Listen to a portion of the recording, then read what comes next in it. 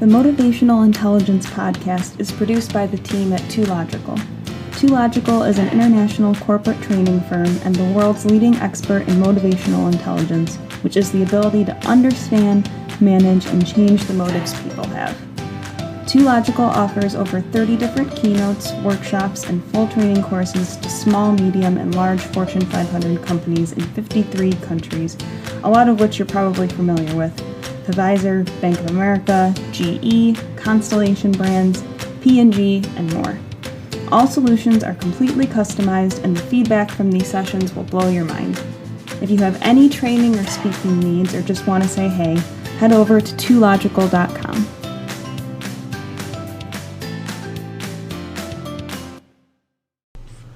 All right, we are back. Asking the Right Questions, Part 2. Here you go. That's a little bit of a cliffhanger last week. That's how we do it. That's how we do it. There you go. So all about getting those Nielsen ratings up. Yeah, exactly. Exactly. I don't know. Do they have Nielsen for podcasts? I'm not sure. I don't know. If they It's do. got to be out there, Yeah, right? maybe. Yeah. I don't know if we got to worry about that yet. Yeah. All right. So this is follow up to last week's episode, Asking the Right Questions. Last week we talked about asking the right questions in regards to leading ourselves and leading successful personal lives. And this week we wanted to focus on asking the right questions in regards to leading others. So I guess to start there, why is asking questions and asking the right questions an important part of leading others? Let's start there. Okay.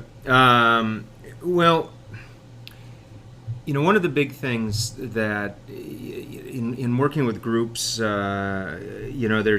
there's people are always really busy, but they're not always really busy doing the most important things. And so if you step back and you really ask yourself, what are the most important things that we're trying to accomplish as a leader? And it really comes down to two things. The first thing is to be working to help each of the individuals on our team to realize their full potential. And the second thing is to create a team of people who are the very best at what it is that they do. And so if at the end of the day we go home and we're able to kind of roll back through the day and point at specific things that we had done through the course of the day to help people to reach their full potential and to create a team that's the very best at what they do, then we've kind of lived to our responsibility as leaders. So then it comes back to, okay, so how do we really do those things, right? And so a big part of helping people reach their full potential or elevating a team comes down to learning, and questions play a huge role in really developing people and developing teams. In our classes, we often will talk about how managers tell and leaders ask, right? And the reason that leaders ask is because asking, it engages people, it gets people involved, it validates their them and their perspective and the fact that they have insights that they have a worth to them. Asking questions, it heightens somebody's accountability, because if if I tell you to do something, which is managers tell, you'll be like, oh, okay, Dave, I'll do it, right? Mm-hmm. But if you tell me that you're going to do something, yeah, that's a whole different level of accountability. Exactly. And so that makes a big difference. And even just asking questions, as the leader of a team, I may not have all the answers. I may not, so it kind of creates that creative environment where we're looking for options and we're looking for broader insights and things that I might not have considered. So there's huge benefits, from that perspective. Candidly, the other thing is that asking questions, it really forces people to think. Go back and you look the Socratic means of teaching was by asking questions. If you want somebody to learn something, to get better, leading their thought process with questions is a wonderful way to do that. Candle, if it worked for the great philosophers, it'll probably work for us too. Yeah, we're probably okay. Yeah. There's worse people to follow than Socrates. Yeah. Yeah. No, I think that's definitely true. I mean, and just to get the creative juices flowing, and I think that's what people. I know for myself, like that's what people respect in a leader is someone who's okay with saying, "Hey, I don't have all the answers," and I feel like a lot of times when people say that I have all the answers, I don't know, it just takes the wind out of your sails a little bit, and a lot of times it's not true. Nobody really has all the answers. Well, I mean, I don't know about you, Sean, but when somebody sits there and pretends like they have all the answers, they lose credibility in my mind. Oh, absolutely. Yeah, absolutely, because you can't possibly, right. With especially now, everything is so fluid. Yep. That to pretend like you know everything, it's just not even a realistic expectation. Right. Yeah, you got to get all the brains in the game. Yeah, I remember years ago, I was doing a meeting for Prudential, and their president was in the room, and we were kind of talking about things, and he kind of stopped the group, and he had all of his directs, so there's probably, I don't know, maybe 40 people in the room, and he said, he goes, a lot of times, he goes, you guys will run into a challenge, or you guys will run into a problem, and he said, you'll come to me with a recommendation, or you'll come to me with a solution that you think we should put in place, and he said, I may be sitting there thinking to myself, well, I wouldn't do it that way, or I would do it a different way, or those kind of things. He goes, but he goes, I watch you, and he goes, if you're really impassioned about what it is that you're bringing, he goes, you've really thought it through. He goes, more often than not, he goes, I'll let you run with it. Yeah. And he goes, because the reality is what you came up with may be light years better than what I had in my head. Yeah. And either way, if it's one that you really believe in and are excited about, you're really going to chase after that. Exactly. And if it's one where I really thought that I don't really think this is the right answer, but I got pushed in this direction, you're going to kind of half-ass it along the way. Exactly. And I think like you and I have talked before about the people talk all the time about millennial engagement and all those kinds of things, and that's probably a whole separate episode. Probably. But I think it'd be very different than about what a lot of people would think, though. Yeah. It's amazing what we've learned. Every generation is unique. But really what we've learned, particularly as the millennial generation is now almost 20 years, into the workforce, about what it really means to lead and manage millennials. So that would be a good conversation. Yeah, I think we'll definitely have to do one of those. And I think it is a lot different than what people think. But I think, just as a sneak peek to it, I think the question thing is a huge part of that, particularly for today with how fast things change. Yeah. For I think a lot of the millennials, if somebody's coming in and saying, I have all the answers, do it this way, and I know what I'm talking about, things change so fast that even if that worked for you, but it worked 10 years ago, right, there's a very slim chance that it actually works anymore. Yep. Even if you did it last week and it worked for you, it definitely could have changed. Yep. So I think that's a big part of it. Like you said, it loses credibility where they're with millennials, they're seeing how fast things are moving. They're seeing these trends, and they know how, especially if you're trying to sell to millennials or anything like that. Yeah. They know the trends, and to pretend that everything's the same as it was 10 years ago. Yeah. They just don't believe you. And rightfully so. Yeah, exactly. So from a psychological perspective, let's talk about precision here. Mm-hmm. So how important is the wording, the words we use in the questions we ask?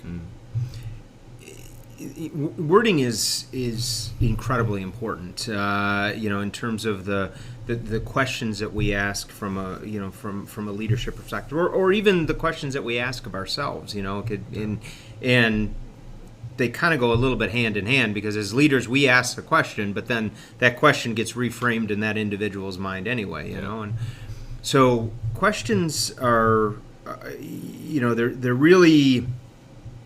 they're geared to speak to our subconscious. And there's a few things that we know about our subconscious and the way that it works. The first thing that we know about the subconscious is that our subconscious is our planning mechanism. It's the architect. It builds the plans, that it creates for us, that we execute upon, based upon our past experiences and based upon our core beliefs. Even if those core beliefs are fundamentally wholly untrue. Our subconscious mind is, it is very literal in the way that it interprets things. Our subconscious mind does not understand the concept of a negative. Our subconscious mind, it works in pictures, not in words. And so if we're using words that can't be created in a picture, they get dropped out, and it'll focus on what's what the picture is. And our subconscious mind is very focused on the now. It's not, it doesn't, obviously it can't develop plans to, for our future or for our past, because that's already happened. And it's not focusing on developing plans for our future. It's developing plans to perpetuate us right now, because because the whole goal of the subconscious is to keep us in the game now, so that we have a future. Right. And so wording plays a huge role in the questions that we ask, from a leadership perspective. So for there's a couple things that I want to dive into a little bit more. You said your subconscious doesn't understand the concept of a negative. Mm-hmm. What do you mean by that? I'll give you an example. Yeah. Okay. So 10 years ago, I started studying martial arts, specifically Taekwondo.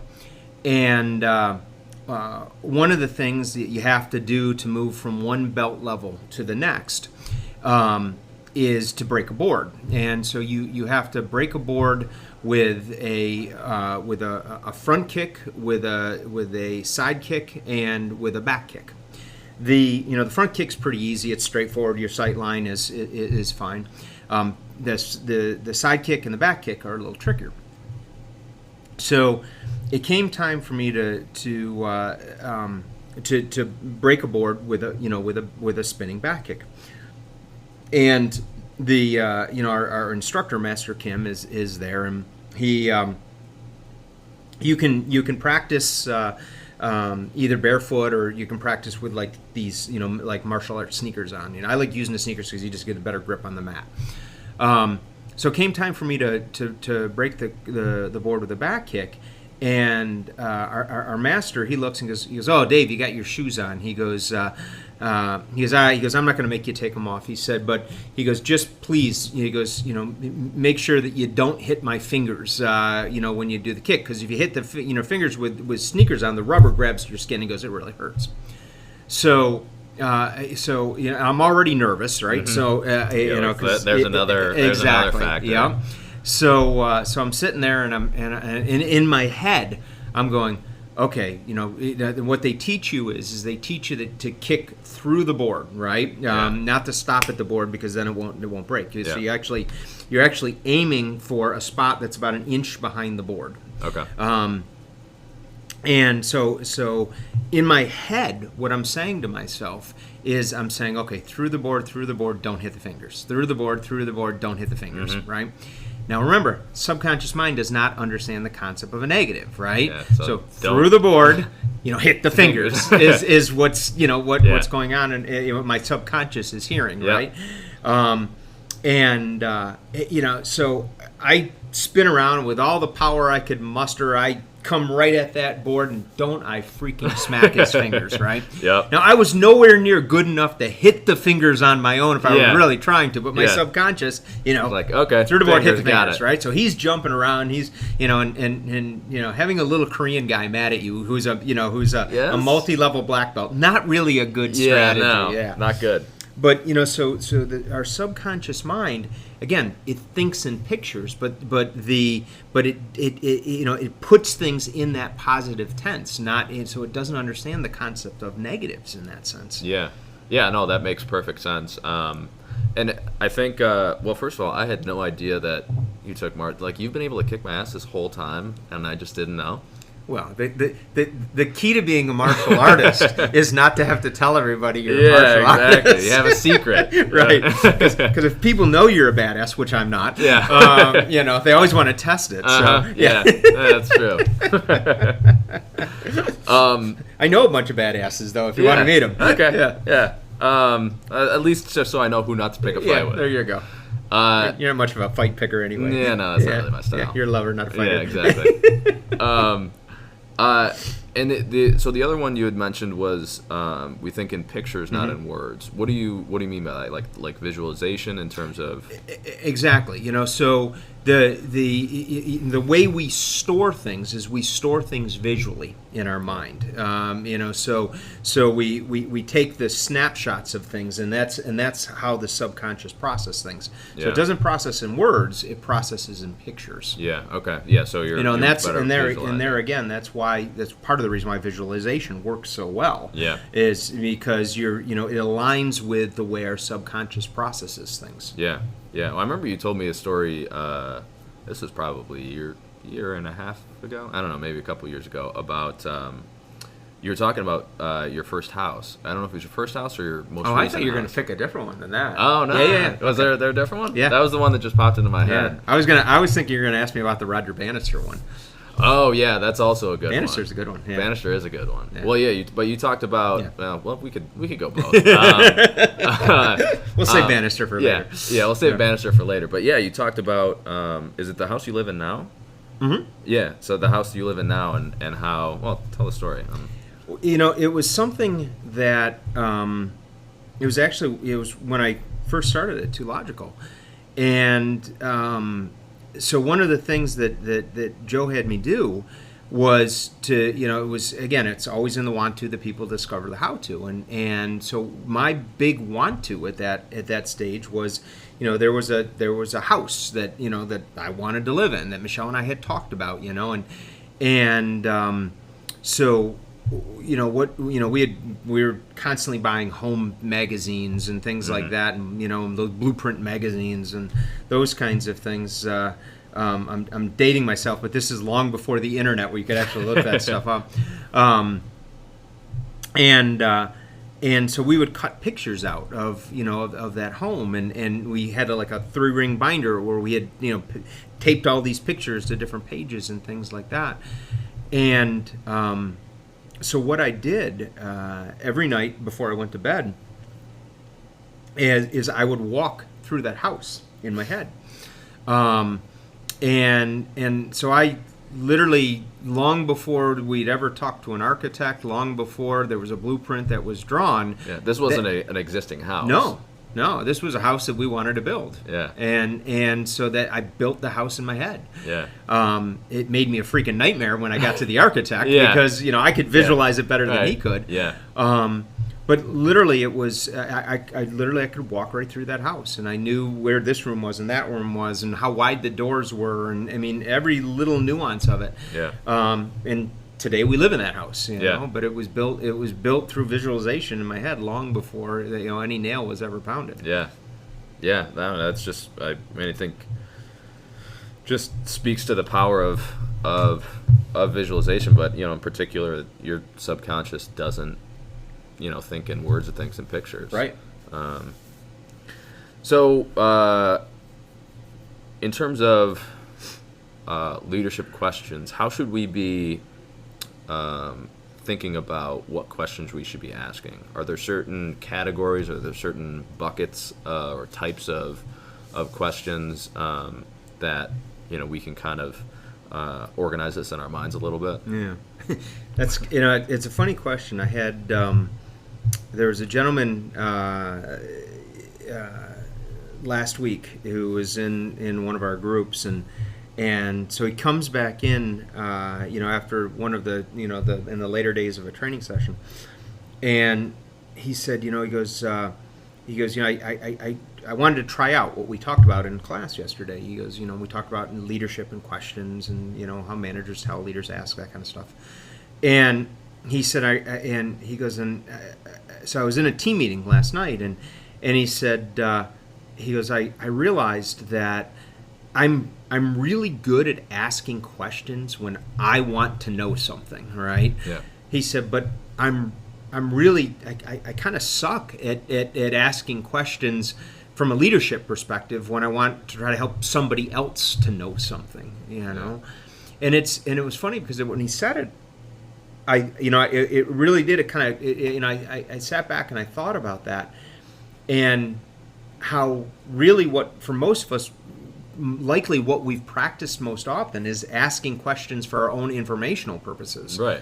Not really asking questions to sequence another person's thought process or to get them to see things from a different angle, in that sense of things. Yeah, you really need to be able to put yourself in their shoes, right? And so you're asking questions in a way that you're leading them down a pathway of thought, so right. a pathway of self-discovery, so to speak. Yeah.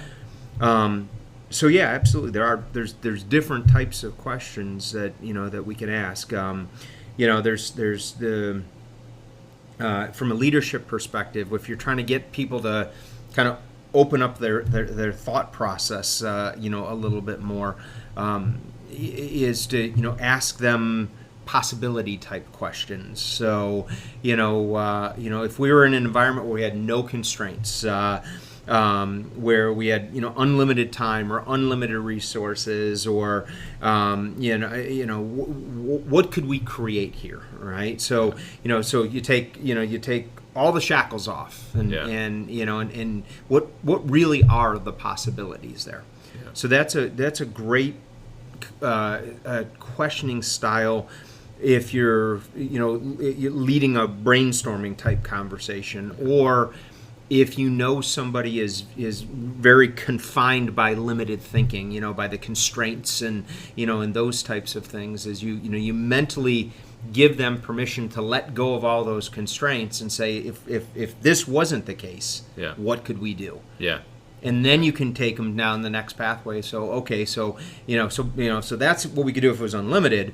So now we know we have a constraint over here. How could we still accomplish this but work around this constraint?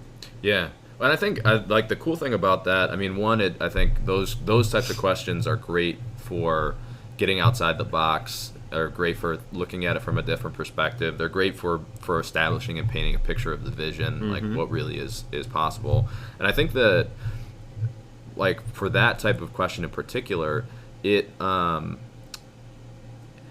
live in a world right now where there's so much leverage, mm-hmm. With everybody's access to technology and all that kind of stuff, where I think where if you start with questions in that regard, you end up a lot further down the line where, okay, maybe we can't do it that way, but we're two steps beyond where we ever would have been thinking. Right. There's the great, I think we've talked about the Airbnb story. Oh, yeah. Where they talk about the 10-star experience. Mm-hmm. And they said, instead of thinking about, like, what's a 5-star, hotel experience, let's think about what's a 10-star, hotel experience. And it's, you get a private jet and you get off the runway and you go down the red carpet and people are standing there with your favorite drink and you hop in a limo and all those kinds of things.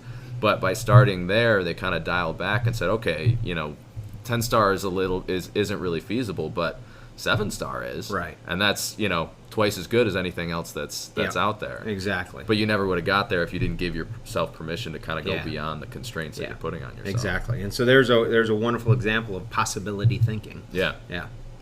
So I think that's that's decidedly a great leadership tact in that regard. Another type of question you can ask are the options questions. So given where we're at, right?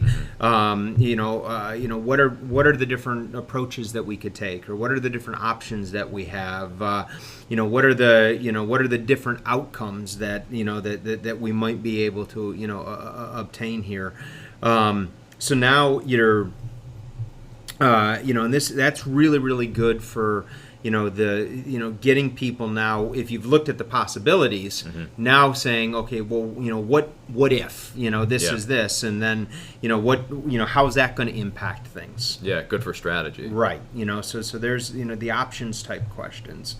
Another great type of leadership questions. We go into organizations all the time, and one of the biggest challenges that you'll see, and it exists in almost every single organization we've gone into, is there's kind of the us and them, the silos that draw up that so whether it's between sales and marketing, or the the customer service and the operations group and the whatever they get the departments kind of rub against one another, and there's that friction.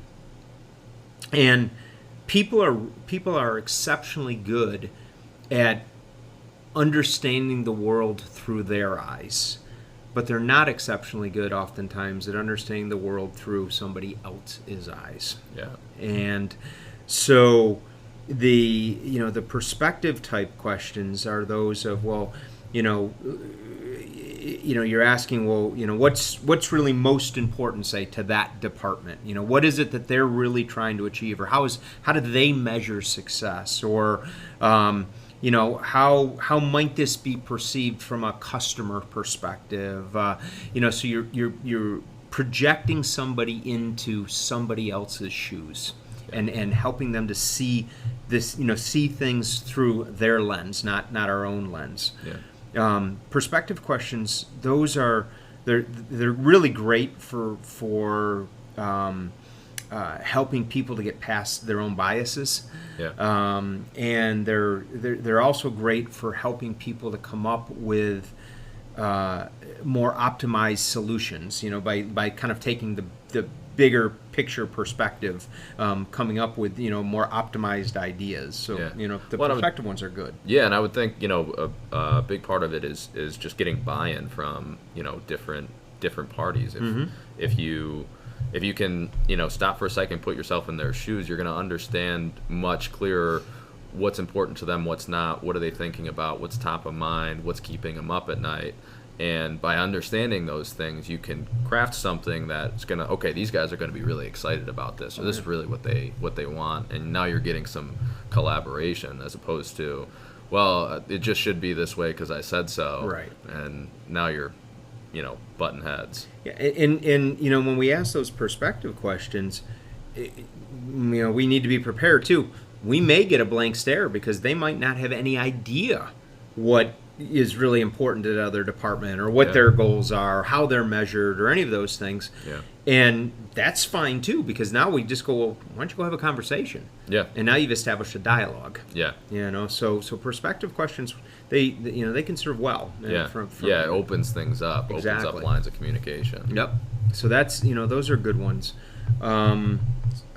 Purpose questions are great. The purpose questions, generally speaking, they have a why in them. Why do we do it this way, or why are we building it this way on this project, or why are we running into this constraint, or and those are the purpose questions. Those are really great for, well, they do one of two things. They either help people to understand the cause and effect of things. The root cause, really. Right. So kind of root cause analysis. And they're also great for, if we want to challenge the status quo, because we may recognize that why are we doing it this way? Because we always do it this way. Yeah. Right. That's not really a reason. Exactly. Or maybe the reason we do it this way is it was relevant, in previous times, but it's not relevant now. Right. So therein lies challenging that status quo. Is that are the are the beliefs that have guided us to do it this way, are they still relevant? Yeah. Well, you've kind of told the parable about the roast, right? With the pan. Yeah. Yeah. What was it? It was the little girl. Yeah. Right? The little girl who asked her mom, "Why do you always cut the end off the roast before you put it in the oven?" Yeah. And the mother goes, she goes, I don't know. That's always how my grandmother did it, or my mother did it, right? So the next week they were at the grandmother's house, and the little girl goes, "Grandma, why do you always cut the end off the roast before you put it in the oven?" And the grandmother goes, "Well, I don't know." She goes, "That's how my mother always used to do it." And so the week after that, they're with the great grandmother, and the little girl goes, "Great grandma, why do you always cut the end off the roast?" And the great grandmother replied, "Because I never had a pan big enough to hold the whole roast." Yeah, and here we are 60 years later. Yeah, exactly. Yeah. Just simply because nobody ever asked the why question, Yeah, the exactly. purpose question. Yeah, well, I think it's so true. Like, and I think a lot of times whenever you ask the question, why do we do it this way, it's got to be a huge percentage of the time where people are saying, I don't know. Yeah, exactly. Yeah. Exactly. Well, maybe we ought to think about that. Yeah, exactly. So purpose questions I think those are great leadership questions. I think the assumption type questions are really valuable. So the assumption questions really are like what are the biggest factors that are influencing the direction that we're taking on this. Mm-hmm. And so now you're really beginning to go and look at what are the assumptions that we're making that are that are guiding the direction that we're moving in. It gives you the opportunity to say whether they're okay. Is this a correct assumption or right? Is it this real? flawed? Is it perceived? Is it Right. Exactly. And so the assumption type questions they're really really good for identifying the thought or the approach barriers that people have, and also for what really are the biases that are influencing the decision making process. Yeah, I think it's was it? I'm trying to remember who it was. I want to say it was Charlie Munger, maybe.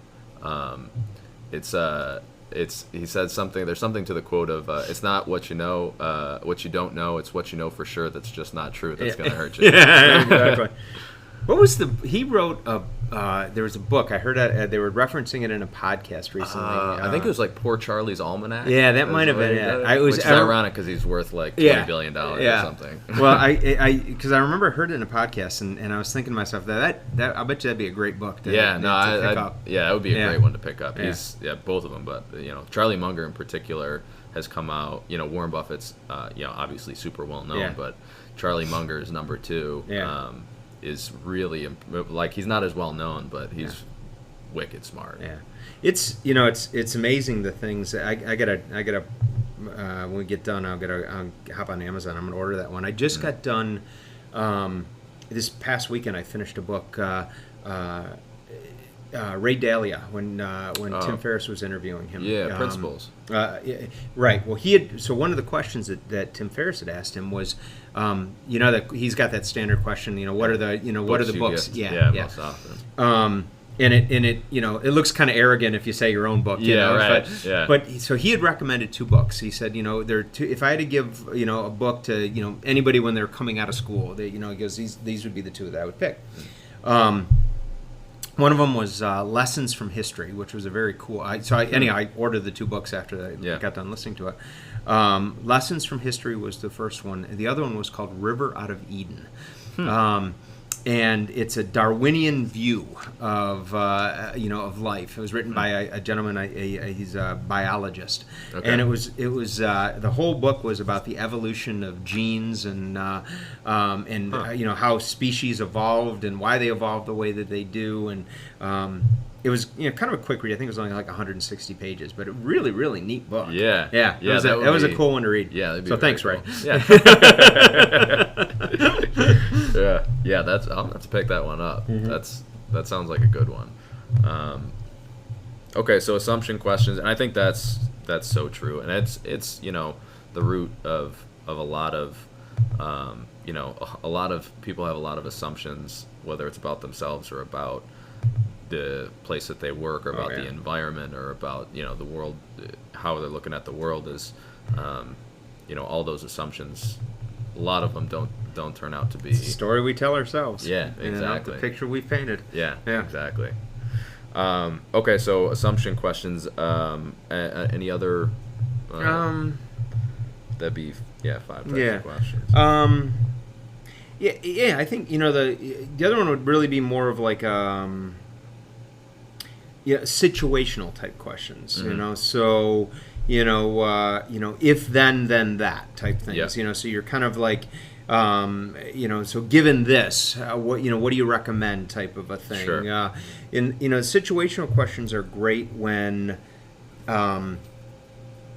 people are coming to us with a problem or, a challenge or something like that. There's always that habit to just give them the answer or point them in the right direction. But, the situational questions are more like, well, what do you recommend? What do you think we ought to do? Those kinds of things. And so the situational questions they're really great for influencing strategic thinking in people. Yeah. Well, yeah, and I think they're great. I think they're a great way, on a more, obviously in a one-on-one or a given situation, but they're great for even on a more advanced level as you start to. Those types of questions are what allows you to kind of play 3D chess, or play chess when everybody else is playing checkers, is being able to think 3, 4, 5, 6, 7 steps down the line. Because if this happens, and then that happens, and then that happens, and then this happens. Right. And that's what elevates a lot of people in business. Okay, so there's six types of questions. Those are all good questions to ask. I can't imagine all questions are equal. Are there certain types of questions that leaders should avoid? As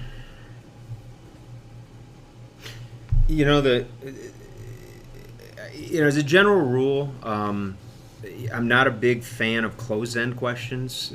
So a closed-end question is one that is, it kind of ends the conversation. So they're closed-ended questions are generally like yes no type questions. Okay. They so it someone are you going to hit your goal this month? No. Okay, where do I go from there? Right? Exactly. So if I'm, and pretty much any response I give to that now is an adversarial type response, right? Exactly. So why not? Exactly. And so right there, it's changed the kind of tenor of the the conversation. So, you're across the table and not on the same side. Exactly. So the you want to ask questions that encourage the conversation to move forward, not that end the conversation. So closed-end questions are the ones that you should try to avoid from a leadership perspective. And the other thing that we always talk about is we talk about the big person bigger communication style. So versus a big person smaller, parent to child kind of communication style. And I think that goes to questioning as well. So if we're asking the depowering type questions, why aren't you on track, or why aren't you focusing enough time on this, or why you're speaking down to a person. Why are you going to miss your quota this month? Again, it's that adversarial type of a thing. Which is going to do one of two things. Either they're going to get pissed and blow back up at you, or they're just going to shrink into a corner. Right. Neither of which is a good thing. Exactly. Either way, you put somebody into a defensive fighting posture. Right. And that's it just isn't going to work. Either they're swinging or they're in the fetal position. Right. And so I think if we can avoid those two things,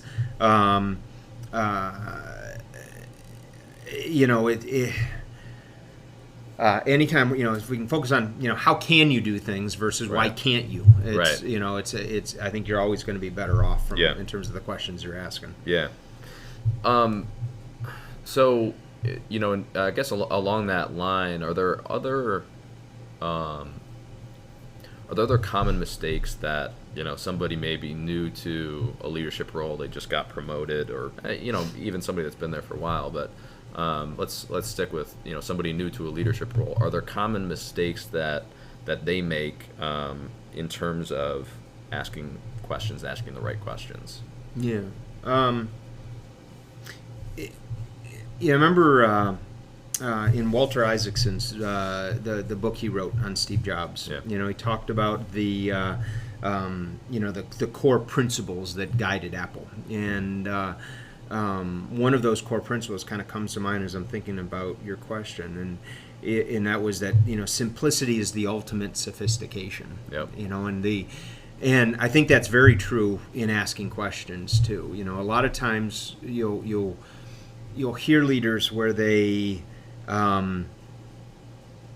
will ask multi-part questions, right? So there's inside of what seems like one question, there's 4 subparts, right. and that causes people, they either will focus on one, Yep. Or they kind of mentally shut down while they're just trying to wrap their head around the magnitude. Which one comes first? Right.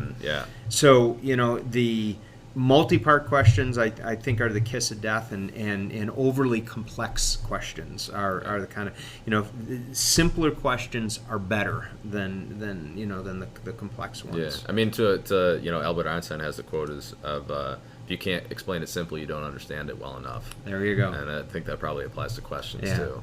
It's funny you say that. I just it was the other day, and I'm trying to remember where I heard this. Somebody had made a reference point that if you're if you're sitting in a math class and you don't understand what the teacher is what they're talking about, then you got to go find yourself a better teacher to explain it to you. Yeah. And that kind of reminds me of that the Einstein quote in that regard, that the person who's explaining it to you, this isn't good enough in explaining it. Yeah, exactly. Oftentimes we think we're the stupid one, but right. Yeah. Well, and I think people kind of it's easy for people to get on their high horse where they're like, well, I just understand it better than you. That's why it sounds complex to you, but not to me. Yeah, exactly. Like, well, if you really understood it that well, this wouldn't be that hard. Exactly. I wouldn't have a headache right now. Yeah, exactly. Yeah, exactly. So I think that's a I definitely see that as being a common problem, is overly complex questions. Here's a big one. There's a certain impatience, I think, that sometimes we feel as leaders. Yeah. So if we ask a question and somebody gives us a less than optimal response, or not the response that we were looking for them to give us, there's that impatience oftentimes causes people to come back and go, well, don't do that, do this, right? Yeah, just blurt it out. Exactly, so giving people the right response rather than, again, going back and asking that second or third level question to get them to look at it through different lenses or different perspectives or consider it in different ways. Yeah. But there's if we're talking, we own the answer. If they're talking, they own the answer. So it's go to if you're not getting if they're not seeing it, ask a better question. Yeah. Don't give them the answer. Yeah. Well, I think that just speaks to the virtue of patience. Yeah. As a leader, it's so big. Yeah. So all right, those are our leadership questions. Let's shift gears for a second. So, are there questions when we put, let's take the leader hat off and put the manager hat on. Mm-hmm. Are there questions that we should be asking as managers when we're trying to marshal resources or, coach people, specifically more on the task-oriented stuff? Yeah. Are there questions in that regard that we should be asking? Absolutely. Questions is not just purely the domain of leaders. It's a domain of managers too. And oftentimes we hear those two labels, leadership, management. But people don't. We find this a lot. even though people understand that they're two separate things, they can't really define what really is the difference. And I think so they use them interchangeably. Totally. And I think that really hurts folks in becoming great at those two complementary but very different skill sets.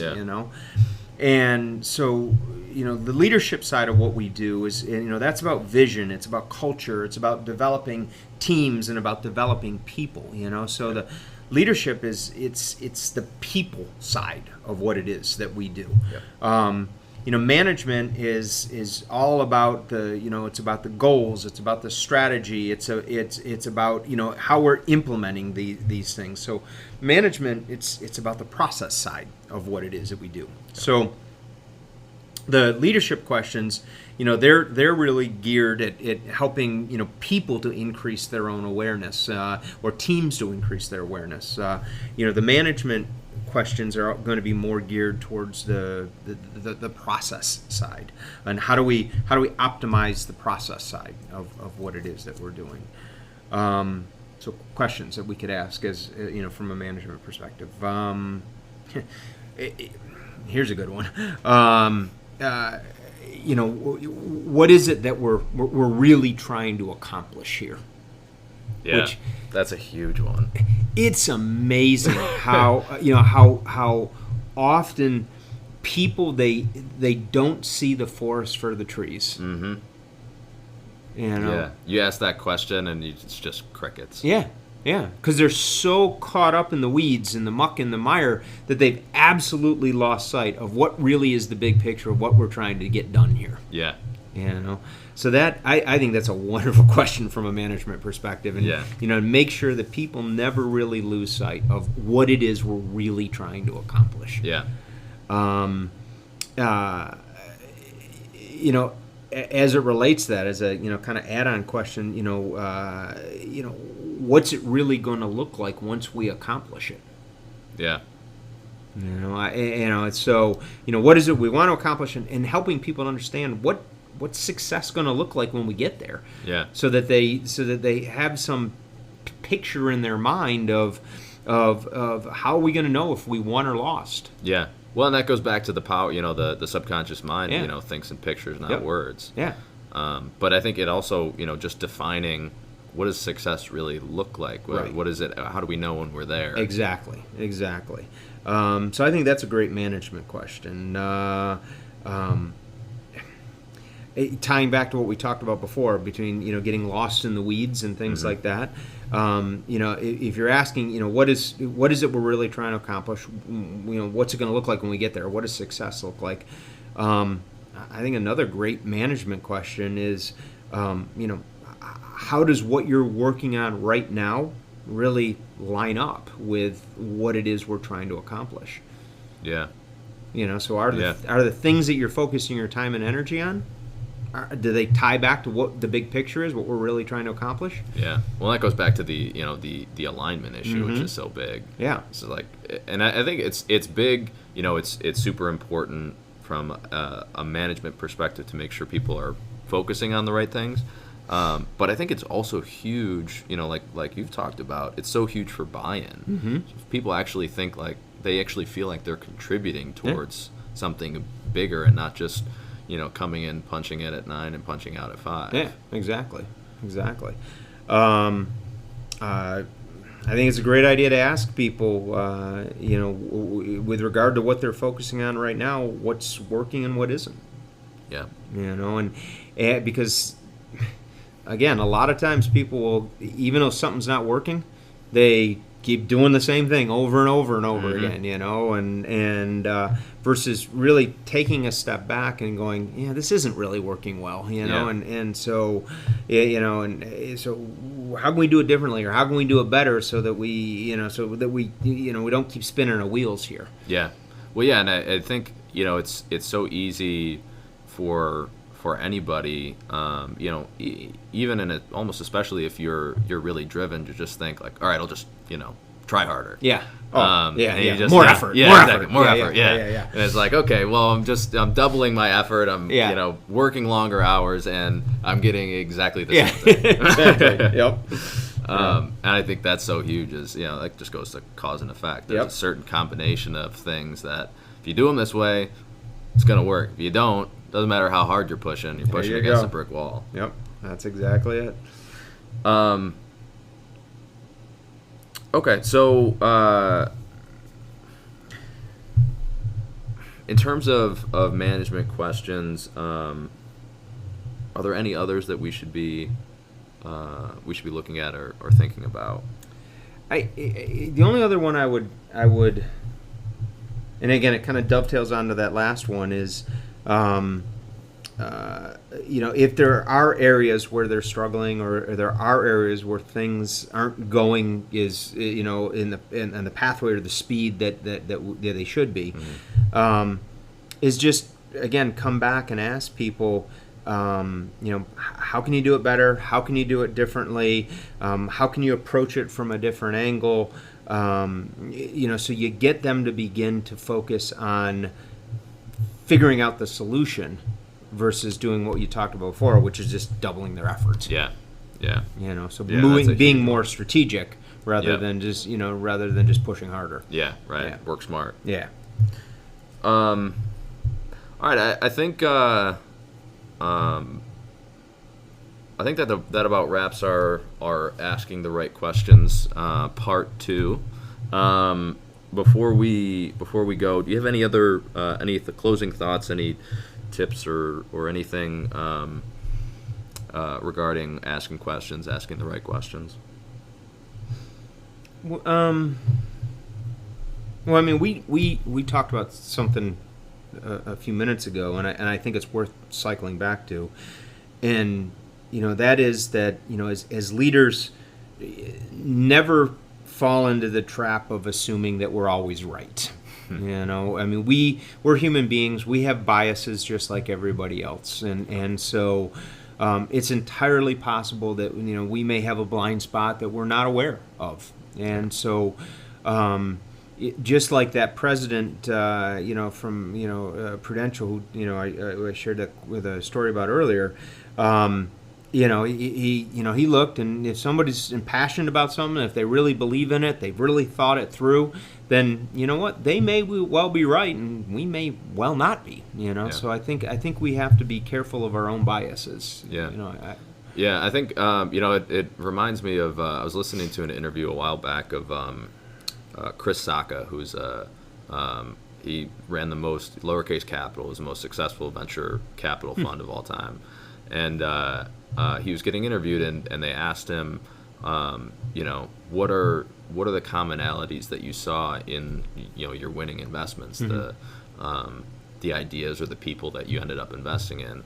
And he had a couple which were really good, but the one in particular was, he said all of the founders that I invested in that ended up getting big, whether it was Twitter or Medium or Uber or whatever. He had a lot of big wins, but he said they were all really great listeners. Yeah, they were all. He talked about Ev Williams, who's one of the founders of Twitter, just walked around with a notebook, and it didn't matter who you were. He was just asking people questions, and he was constantly taking notes and just listening to people. And he said that was a common trait among all of the huge investments that ended up making billions and billions of dollars. None of them, they were all asking questions, and none of them assumed that they had all the answers. Right. They all had a certain level of conviction, but they didn't assume that they had all the answers. Yeah. Right. So they believed in the vision, but they just didn't necessarily have clarity on the pathway. Yeah, exactly. And they were open to whatever the pathway was and figuring out what the pathway was. Yep. There you go. That's a mastermind principle. Exactly. Right there. Exactly. So I think that's a big one. One of our guys, John Casey, he is a thing I remember he said years ago about silence, and I think that's a great thing to be aware of, is that silence is not a bad thing. When we're asking questions, just give yourself permission to be quiet after you've asked. A lot of times when something's quiet, there's a level of discomfort that people feel, and thus they feel the need to kind of jump in and and speak. And if we realize that from a leadership perspective, we can use silence as our friend, because then it forces people to think, and then they want to jump in and provide an answer. So I think leveraging silence is a big one.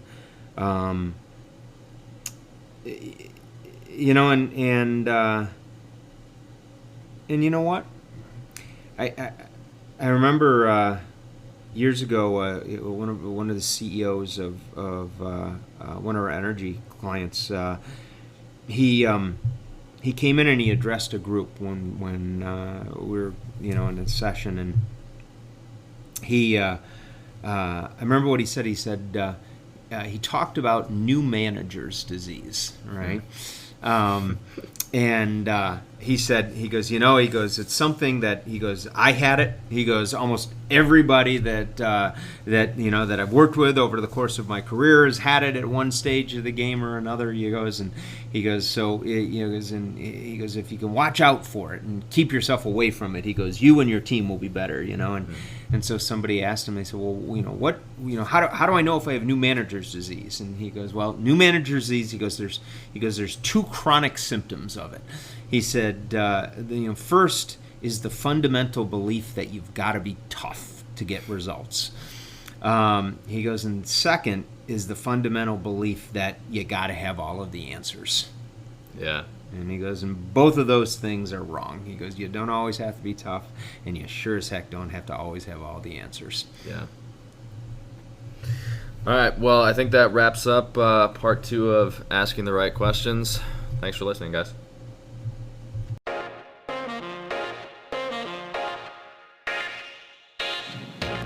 Hey guys, one more thing before you take off. This is Motivational Intelligence Insider. It's just a very short, exclusive email every Monday that comes from Dave, John, and the guests on this show. This is the only place they share their very, very best stuff, and it's delivered right to your inbox every single Monday. This could include exclusive tips for upping your game, articles they're reading, videos they're watching, stories from the road, and on and on. It's the best way to kick off your week, and this content comes directly from Dave, John, and the guests, and is only available to subscribers of Motivational Intelligence Insider. So if you want these guys and gals to email you their best stuff, go to 2logical.com/insider. That's the number 2logical.com/insider, and drop in your email. And if you do, I hope you enjoy.